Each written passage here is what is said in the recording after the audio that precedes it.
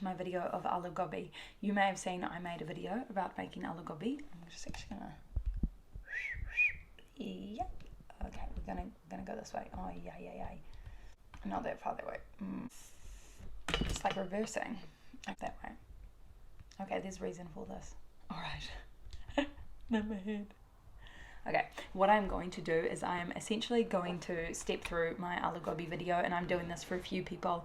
You know who you are. It's not one of those fake things. I've actually had 3 family members request this. 3, I'm not exaggerating, 3 separate people. So I made an Aloo Gobi video, which is the potato and cauliflower curry video, and I made it, and it was like really aesthetic, and it was just vibing. I was vibing, the sounds were vibing, but I didn't explain how to make it. So what I'm going to do is I'm going to watch this video and talk you through it, and I'll put the video here so you can see what's happening, but I'll talk you through the instructions, if that makes sense. So I'm just watching the video so I know what to say. Yeah, maybe I should watch it without sound. Then you can hear me talk, and then when I do the sound of the other video, it'll be fine. Okay, so first we basically have this Aloo Gobi. You can see it here cooked. It's potato and cauliflower, and here is an image of a potato.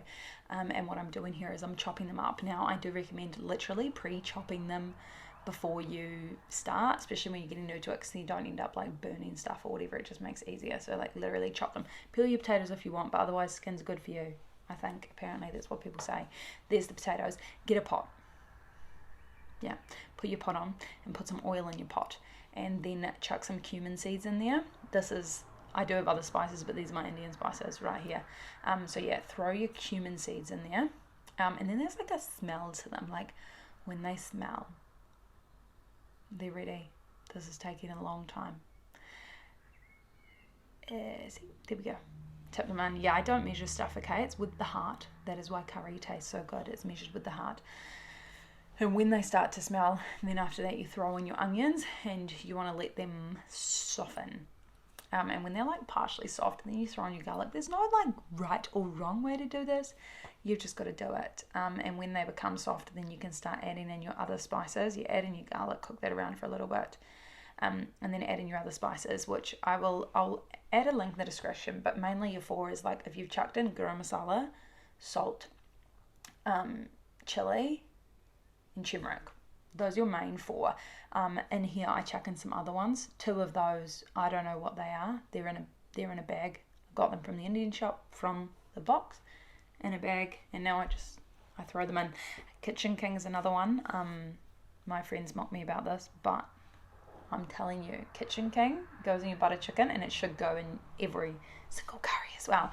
Yeah, just add whatever you feel you need to add. I don't know, you go by the taste of the flavour. I go with kind of like 1 spoon, give or take. It just depends on how I feel on the day, really. So you just do that. Cook them off a little bit. And now in the video, what you didn't see is I actually added in some tomato paste about now. So you can either add in like 1/4 of a can of tomatoes or tomato paste, add in a little bit of water, add in a little bit of tomato paste, and let that cook off for a little bit. When that's cooked off, then add in your potatoes. Another little trick, if you do like heaps of flavour in that, is to add in some chicken stock. It actually works out really well. I know if you're not vegetarian, but it's a vegetarian recipe and I'm like, add chicken stock, but you can add it. Anyway, I generally cover it, and this is so like the potatoes cook, but you're not like stirring them all the time, because if you stir them, they end up really mushy.